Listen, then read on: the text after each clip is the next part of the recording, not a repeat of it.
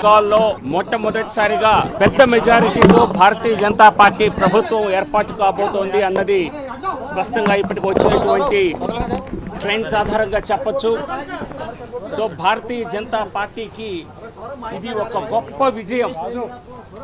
అతిపెద్ద రాష్ట్రం అయినటువంటి పశ్చిమ బెంగాల్లో గెలుపుతో ఈశాన్య రాష్ట్రాల్లో భారతీయ జనతా పార్టీ ప్రాబల్యాన్ని మేము మరింత పెంచుకున్నట్టు అవుతుంది.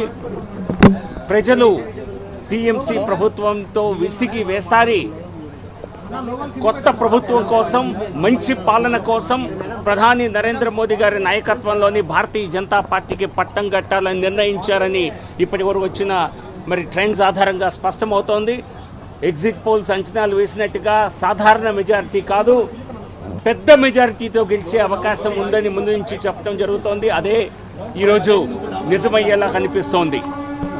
మరో పెద్ద రాష్ట్రమైనటువంటి తమిళనాడు, మనకు పక్క రాష్ట్రమైన తెలుగు రాష్ట్రాలకి పక్క రాష్ట్రమైనటువంటి తమిళనాడులో డిఎంకే దారుణమైన పరాజయం ఎదురు చూడబోతోంది.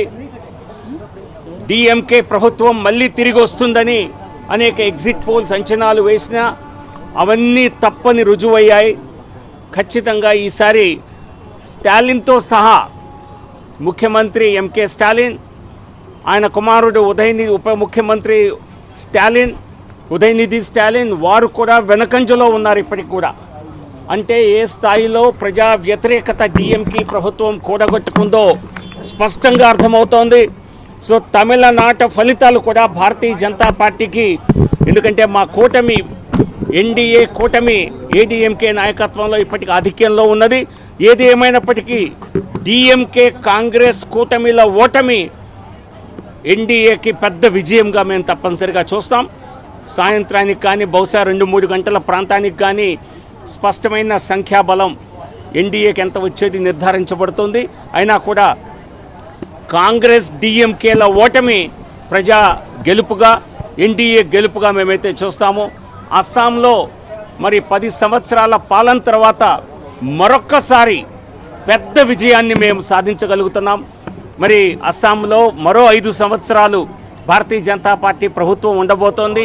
ఎక్కడ బీజేపీ ఒకసారి గెలిచినా మరలా గెలిచేలా ప్రజా దీవెనలను పొంది పరిపాలనతో, మంచి పరిపాలనతో, అలాగే మంచి సౌకర్యాలతో జీవన విధానాల్ని మెరుగుపరిచి ప్రజల యొక్క ఆశల్ని నెరవేర్చి మళ్ళీ అధికారంలోకి రావటంలో ఇంతకుముందు మేము మహారాష్ట్రలో సాధించాం, మధ్యప్రదేశ్లో అనేక మార్లు సాధించాం, గుజరాత్లో 25 సంవత్సరాల నుంచి చేస్తూనే ఉన్నాం, హర్యానాలో 3వసారి గెలవటం జరిగింది.